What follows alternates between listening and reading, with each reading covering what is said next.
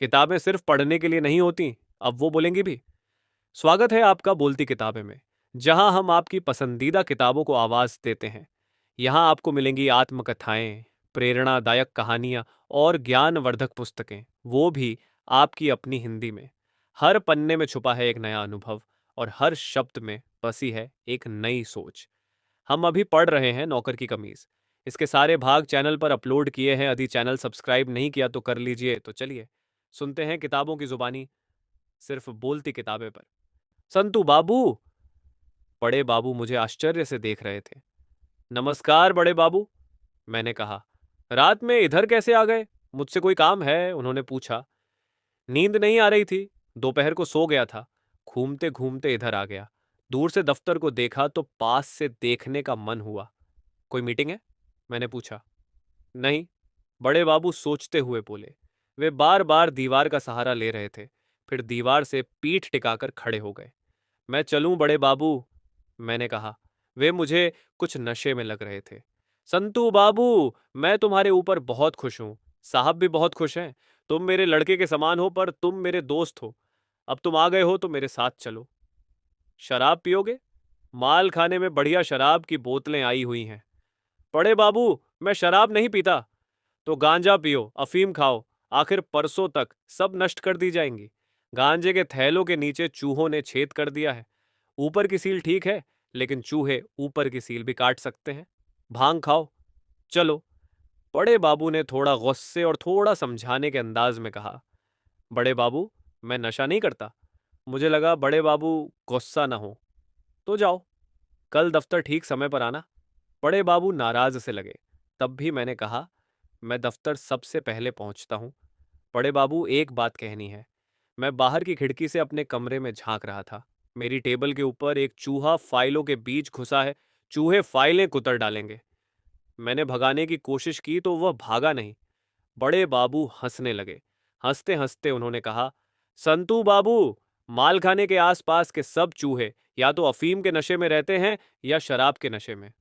चूहे शराब की ड्रम में छेद कर देते हैं तो पूरी जमीन में शराब फैल जाती है। थोड़ी बहुत शराब उनके पेट में जरूर जाती होगी। कई बार मैंने चूहों को लड़खड़ा कर झूमते हुए चलते देखा है। फाइलों से इनको क्या लेना देना है? अब घर जाकर सो। इसका जिक्र किसी से मत करना। और यह भी नहीं कि रात को तुमने यहाँ अपनी टेबल पर चूहा देखा था। पर जाओगे कैसे? पैदल? नहीं, तुम जल्दी घर पहुंचो। माल खाने की एक अच्छी साइकिल भिजवाता हूं, तुम यहीं रहना। समझ गए ना? जी हाँ, मैंने कहा। बड़े बाबू चले गए। उनकी चाल में मदिरा की मस्ती थी। बड़े बाबू काफी मोटे थे। ऊंचाई अधिक नहीं थी। हाई ब्लड प्रेशर होने के कारण ढीली ढाली पैंट और नीचे तक ढीली बुशर्ट पहनते थे। उनको हर्निया भी था। हर्निया का ऑपरेशन जाड़े में करवाने वाले थे, पर जाड़ा निकल जाता था। किसी कारण से ऑपरेशन करवा नहीं पाते थे। जब कभी उनकी आंत ऊपर चढ़ जाती, तब हाथ से सहला सहला कर वे उसे नीचे ले आते थे। एक दिन मैंने बड़े बाबू से कहा, जब आपकी आंत ऊपर चढ़ जाए तब बतला दीजिएगा। घंटे भर बाद ही उन्होंने कहा, देखो, आंत ऊपर चढ़ गई। बुशर्ट के बटन खोल बनियान छाती तक ऊपर चढ़ाकर उन्होंने अपना पेट दिखाया। लंबाई से टेढ़ी एक सूजन थी। सबने देखा।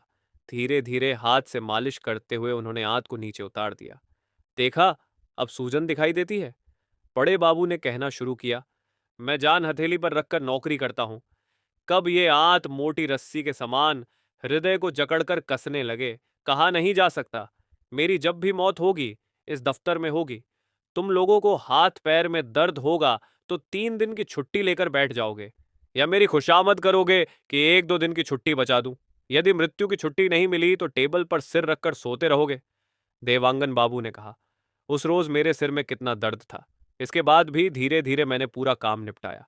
आपसे आधे दिन की छुट्टी के लिए कहा तो आप नाराज हो गए थे। देवांगन बाबू 5 फुट 2 इंच के थे। उनकी डायरी में ऊंचाई की जगह उन्होंने 5 फुट 2 इंच लिखा था। वजन में 58 किलो लिखा था। स्कूटर कार के नंबर की जगह साइकिल का नंबर था। ड्राइविंग लाइसेंस नंबर की जगह उनके 2 लड़कों के नाम थे, मदन लाल देवांगन और सोहन लाल देवांगन। टेलीफोन नंबर की जगह वेद रामचरण देवांगन। ग्राम डोंगर गांव था। रेडियो लाइसेंस नंबर की जगह उन्होंने रेडियो लाइसेंस का नंबर ही लिखा था। सेफ डिपॉजिट अकाउंट की जगह उन्होंने लिखा था हरे रंग का पेटी। गांव में उनकी एक नाटक मंडली थी। उनके बड़े बड़े घूंघराले बाल थे और रंग साफ था। देवानंदन बाबू गांव की नाटक मंडली की चर्चा अक्सर करते रहते थे। उन्हें दुख था कि नौकरी के बाद नाटकों के प्रति उनकी रुचि बहुत कम हो गई। गौराहा बाबू ने बड़े बाबू से कहा, आप किसी के साथ मुरव्वत नहीं करते। मेरी उंगली कटी थी, अब भी इसमें दर्द है। परसों बहुत दर्द था। मैंने आपसे कहा भी था कि आज टाइपिंग का काम नहीं करूंगा, पर आपने जोर देकर टाइप करने के लिए कहा। आपके पेट की सूजन तो मिनट भर में दूर हो गई, लेकिन मेरी हथेली और उंगली की सूजन देखिए कितनी बढ़ गई है। रात को दर्द के कारण नींद नहीं आती। घड़ी की टिक टिक की तरह लगातार दर्द बना रहता है। सिकाई करता हूं पर कोई असर नहीं। लगता है सूजन और बढ़ गई है। ये कहकर उन्होंने अपना सूजा हुआ हाथ टेबल पर रख दिया। उनकी उंगली में पत्ती बंधी हुई थी। मैंने पूछा, पान की पत्ती रखकर बांधा है? गौराहा बाबू बोले, हाँ, घी में पान का हरा पत्ता कड़का कर घाव में रखा है। देवानंदन बाबू ने पूछा, असली घी था? गौराहा बाबू ने कहा, जैसा भी हो, 25 रुपये सेर वाले घी के भाव से आधा सेर लाया हूं। मैंने कहा, मैं घी नहीं खाता, इसलिए यह कंजूसी नहीं करता, पर आजकल तो भोजन में घी को प्रतिष्ठा की तरह शामिल कर लिया गया है। मैं इस प्रतिष्ठा को नहीं मानता। गौराहा बाबू ने पूछा, आपकी जाति में कोई घी नहीं खाता? मैंने कहा, घी खाना कोई जातीय नियम है क्या? जातीय नियम हो या ना हो, पर अच्छी चीजें महंगी होती थीं और शुद्ध होकर बहुत ही महंगी। इसीलिए उनका उपभोग ऊंचे वर्ग तक ही सीमित होता था। गौराहा बाबू का आधा सेर घी 3-4 महीने तक चलता होगा। अब बड़े बाबू ने कहा, नाजिर को तुम सबने देखा है ना, उसकी केवल एक आंख है। नजारत और माल खाने दोनों की जिम्मेदारी उसी के पास है। उसकी निगाह दोनों तरफ रहती है। 20 साल से वह इसी तरह एक आंख से काम कर रहा है। सब उसके काम से खुश हैं। हाथों में 10 उंगलियां होती हैं, उनमें से केवल एक उंगली खराब हुई है, बाकी 9 तो ठीक है। मैंने गौराहा बाबू से कहा कि जरूरी कागज है, आज ही टाइप होना चाहिए। आज ही टाइप होना चाहिए का मतलब तुरंत टाइप होना नहीं होता। धीरे धीरे 9 उंगलियों से टाइप करो। एक उंगली से भी अनाड़ी आदमी टाइप कर लेता है। तब गौराहा बाबू के हाथ में सूजन नहीं थी। क्या खराब कहाँ था? देवानंदन बाबू ने सिर दर्द के बावजूद काम निपटाया। सिर तो एक ही है, उसी दर्द वाले सिर से सोच सोच कर काम निपटाना था। गौराहा बाबू 9 उंगलियों से काम निपटा सकते थे। गौराहा बाबू बोले, उस दिन के काम के कारण ही पूरे हाथ में सूजन है। देवानंदन बाबू हंसते हुए बोले, कहीं तुम्हारे पेट की आंत उंगली में तो नहीं चढ़ गई? ये सुनकर बड़े बाबू हंसने लगे। उंगली में घुसी आंत को मालिश कर हाथ में उतारना। गौराहा बाबू बहुत गंभीर होकर बोले। इस तरह आंत उंगली में चढ़ने लगी। फिर उंगली से फाउंटेन पेन के सहारे टेबल पर सामने टाइपराइटर आ गया तो सारी आंत की बॉडी में फंस जाएगी। बड़े बाबू, आपको ही नहीं, सभी को हानि या हजारों खतरे हैं। गौराहा बाबू बहुत निरीह लग रहे थे। केवल हानि या खतरा ही नहीं, और भी भयानक बीमारियां सबको होंगी। मैंने कहा, और कौन कौन सी बीमारियां होती हैं? तुम गिना दो। पहले अपनी बीमारियां गिनाओ, बड़े बाबू ने मुझसे कहा। मैं चुप हो गया। लगता है किसी अस्पताल के दफ्तर में काम हो रहा है, देवांगन बाबू ने कहा। ऑपरेशन के टेबल पर दफ्तर का काम हो रहा है, मैंने कहा। गौराहा बाबू थोड़ी देर तक शांत बैठे रहे, फिर उठकर बड़े बाबू के सामने जाकर बैठ गए। धीरे से उन्होंने कहा, आज मैं काम नहीं कर सकूंगा। लगता है मुझे बुखार है, हाथ में बहुत दर्द है। बड़े बाबू ने फाइल देखते देखते कहा, छुट्टी देना मेरा काम नहीं है। जाकर साहब से मिल लो, साथ में अपना हाथ भी ले जाना, साहब को दिखा देना। साहब से आप बात कर लीजिए, मैं बात नहीं कर पाऊंगा। कौन सा हाथ है? बायां। हम छुट्टी के दरख्वास्त में जब तुम साफ साफ लिखोगे कि बाएं हाथ में दर्द है, तो शायद साहब सोचें कि दाहिने हाथ से तो काम कर सकते हो। बड़े बाबू, बायां हाथ मुझसे अलग नहीं है, उसके कारण पूरे शरीर में तकलीफ है। मैं साहब के पास नहीं जाऊंगा। अगर बुलवाएंगे तो आपकी चिट्ठी भी उनको दिखा दूंगा। आप लिख दीजिए कि आप काम नहीं कर पा रहे हैं। आप समझते हैं मैं झूठ बोल रहा हूं? नहीं, ये तुमने कैसे समझ लिया? चूंकि तुमने कहा है, इसलिए अब शक होता है। सच सच बताइए, बहुत तकलीफ है? मैं आपको कैसे विश्वास दिलाऊं? मुझे विश्वास है।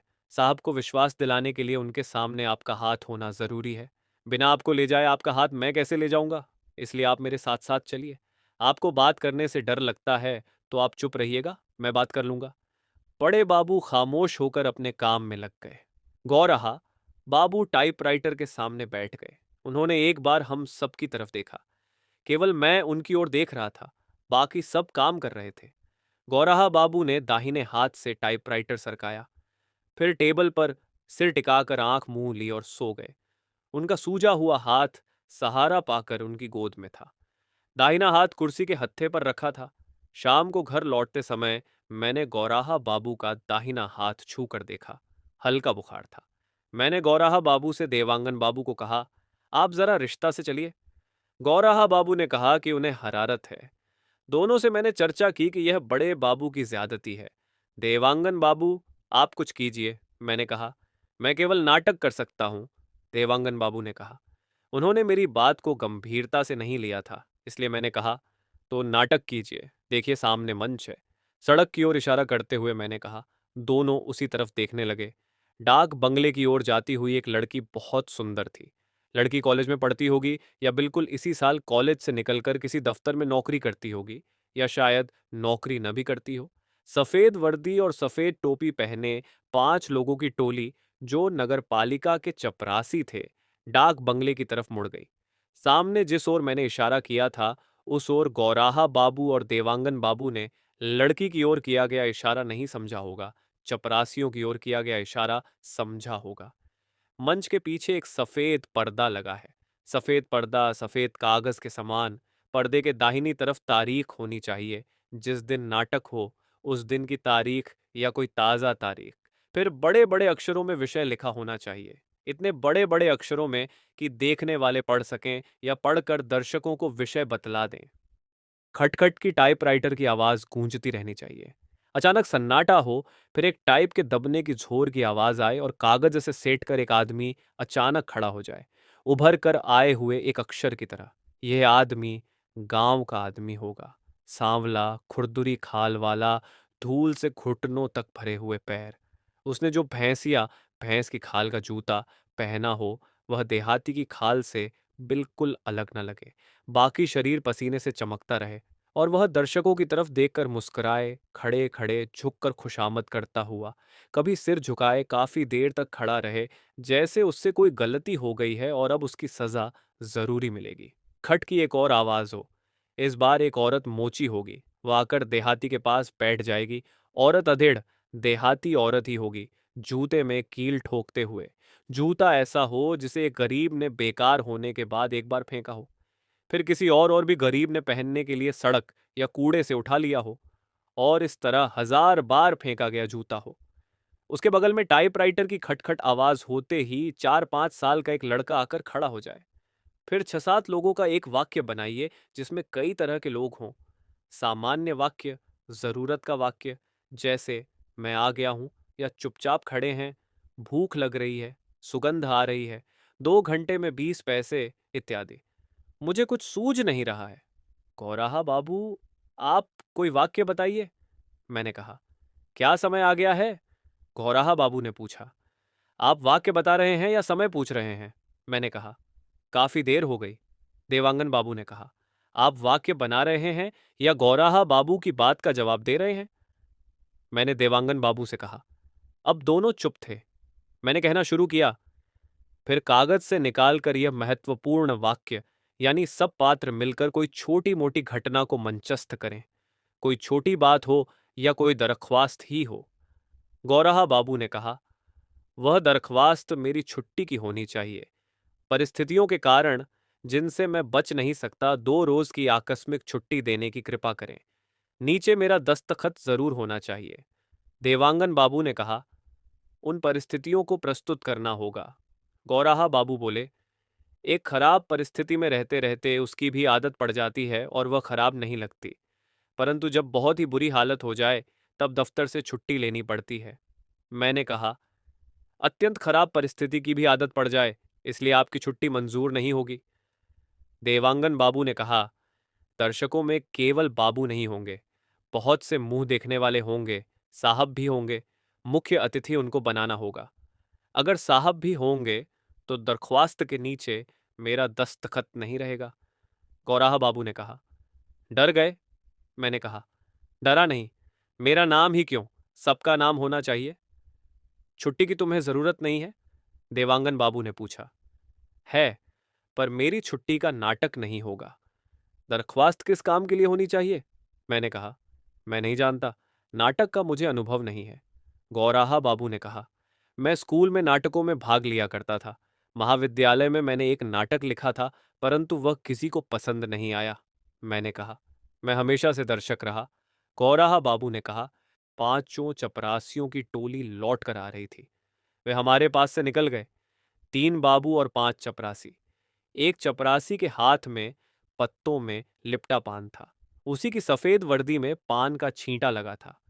इन सफेद वर्दी वाले चपरासियों से अच्छा तो वर्दी वाला अपना मुंह है, गौराहा बाबू ने कहा। मंगू माल खाने से जो साइकिल लाया था वह बिल्कुल नई थी, जैसे कल ही खरीदी गई हो और कल ही लावा रस होकर जमा हुई हो। राम राम साहब, मंगू ने कहा। उसने बरामदे से साइकिल उतारी। आगे बढ़कर मैंने उससे साइकिल ले ली। रात को रोज आते हो मंगू? यहां तो पूरा दफ्तर खुला है। वह चुप रहा। उसे भी गांजा पीने की आदत थी, पर वह बड़ा ईमानदार और काम करने वाला चपरासी था। साहब लोग मंगू को अपने काम के लिए लेने की होड़ करते रहते। मंगू के कारण माल जमादार से साहब लोग नाराज हो जाते, इसलिए माल जमादार मंगू के बारे में दखलंदाजी नहीं करता था।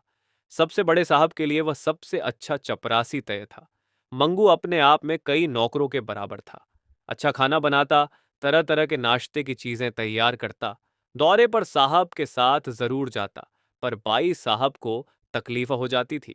ये तकलीफ साहब की अनुपस्थिति में बढ़ सकती थी, क्योंकि साहब के न रहने से काम भी कम हो जाता। पर साहब के रहते मंगू गायब हो जाए तो बाई साहब की क्या हालत होगी, ये वह नहीं जानती थी, क्योंकि ऐसी नौबत कभी आई ही नहीं थी। बल्कि मंगू 10-10 दिन लगातार अपने घर भी नहीं जाता था। बाई साहब कहती, अब रहने दो, रात के 10 बज गए, अब घर जाओ। वह कहता, जी साहब, रसोई घर साफ करना बचा है। फिर किसी जगह बिस्तर बिछाकर सो जाता। साइकिल बहुत तेज चल रही थी। रात में बहुत रात हो जाने का सन्नाटा था। घर लौटते समय मुझे लगा कि आज के दिन में मैं आखिरी बार घर लौट रहा हूं। अभी दफ्तर से काम खत्म करके लौटने का सुख मुझे मिल रहा था, और आज दफ्तर में काम वाकई बहुत था। अम्मा, ओ अम्मा! साकल खटखटाते हुए मैं चिल्लाया। अम्मा के आने की आहट सुनाई दी। दरवाजे की दरार से मैंने देखा तो कंदील का हिलता डुलता उजाला दिखाई दिया। दरवाजा खोलने से पहले मां ने पूछा, संतु? हाँ अम्मा। अम्मा ने दरवाजा खोला। कितना बजा होगा? 1-2 बजेंगे। कहाँ गया था? दफ्तर गया था, बहुत जरूरी काम था। तुम सो जाओ, मैं दरवाजा बंद कर लूंगा। अम्मा की आदत थी, रात को जब भी उठती कंदील लेकर घर के बंद दरवाजों को टटोल कर देखती कि सब बंद हैं या नहीं। पीछे का दरवाजा बंद था, फिर भी मन आया कि इसे खोल कर देखूं। दरवाजा खुलते ही सामने मालिक के बंगले पर रात भर जलने वाले बल्ब के उजाले में मकान मालिक के कले का सा वातावरण था। करीब 1 एकड़ के अहाते में यह बंगला था। ठीक सामने बड़ा बगीचा था। जगह जगह नीम के पेड़ थे। एक बहुत बड़ा सिरस का पेड़ था। लगभग सभी पेड़ ईंटों के चबूतरों से घिरे हुए थे। मकान मालिक डॉक्टर था, इसलिए इलाज कराने के लिए दूर दराज से आने वाले देहाती मरीजों और उनके साथ आए रिश्तेदारों के लिए ये चबूतरे बहुत काम आते थे। जब तब कुछ न कुछ पकता रहता था, इसलिए 1500 ईंटों की बची हुई ढेरी सिरिस के पेड़ के पास पड़ी रहती। इन्हीं ईंटों से देहाती मरीजों के साथ आए लोग चूल्हा बनाते। वे लोग गांव से चावल, आटा, लकड़ी और कंडे तक ले आते थे। कुएं में हैंडपंप लगा था, पर उसका पाइप ज्यादा नीचे नहीं था, इसलिए मार्च अप्रैल के महीनों में पानी नीचे उतर जाता और हैंडपंप बेकार हो जाता। जानबूझकर पाइप छोटा रखा गया था। मोटर पंप से डॉक्टर गर्मी भर अपने लिए पानी निकालता। उसे कोई तकलीफ नहीं होती थी। हैंडपंप किराएदारों के लिए बनाया गया था। अभी अकेला मैं ही किराएदार था। कुएं के पास मोटर पंप के लिए टिन का एक शेड बना था। पिछवाड़े से ही सूरज और चांद निकलते थे। बहुत रात हो जाने का वातावरण था। पत्नी मेरे बिस्तर पर सो रही थी। वह जानबूझकर मेरे बिस्तर पर इसलिए सो रही थी कि मेरे लौटते ही उसे मेरे आने की खबर हो जाए। मैं नहीं चाहता था कि मेरी उपस्थिति उसे अपनी वजह से पता चले, बल्कि मैं चाहता था कि उसे मेरी उपस्थिति का एहसास हो। मुझे प्यास लग रही थी। खाट के नीचे लोटा रखकर पानी रखना वह भूल गई थी और मुझे अपनी वजह मिल गई थी। मैंने हिलाते हुए जगाया, मुझे प्यास लगी है, तुम पानी रखना भूल गई। साड़ी का आंचल उठाते हुए वो उठी। पानी रखा तो था, कहकर उसने आंख खोलकर मेरी ओर देखा, फिर आंखें बंद कर बैठी बैठी ऊँगने लगी। तुमको तो उठाना आफत है। चारपाई के नीचे उसने भरा लोटा कटोरी से ढक कर रख दिया, फिर अपनी चारपाई पर जाकर लेट गई। तब मैंने पानी पिया। कितना बजा होगा? 1:30-2 बजा होगा, मैंने कहा। कहाँ गए थे? दफ्तर गया था। इतनी रात को? हाँ, साहब ने बुलवाया था, जरूरी काम था। ये सुनने से पहले ही वह सो चुकी थी। मैं बिस्तर पर पड़ा पड़ा देर तक जागता रहा।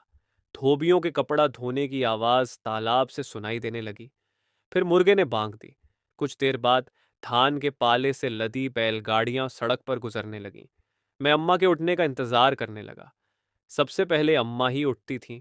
मैं सोया नहीं था, इसलिए नींद खुलने वाली कोई बात नहीं थी। रात भर जागकर ही आने वाले दिन को पकड़ा जा सकता था। यदि सोते रहते तो लगता कि दिन का पीछा नहीं कर पा रहे हैं, रात में सो गए। ऐसे में दूसरा दिन कहाँ पकड़ में आता, बल्कि गले से निकल जाता। नींद खुलते ही गले पड़ जाता नया दिन। आखिर एक कछुए की तरह चलकर मैंने दौड़ पूरी की। मैं बार बार घर से बाहर जाऊंगा और बार बार घर लौटूंगा, दिन में कई बार और रात में भी। तो ये थी आज की किताब से एक झलक। अगर आपको ये अनुभव अच्छा लगा तो वीडियो को लाइक करें, कमेंट्स में अपनी राय जरूर बताएं और ऐसे ही ज्ञान और प्रेरणा से भरपूर कहानियों के लिए चैनल बोलती किताबें को सब्सक्राइब करना ना भूलें, क्योंकि यहाँ किताबें बोलती हैं। मिलते हैं अगले अध्याय में। तब तक के लिए पढ़ते रहिए, सुनते रहिए और सीखते रहिए। धन्यवाद।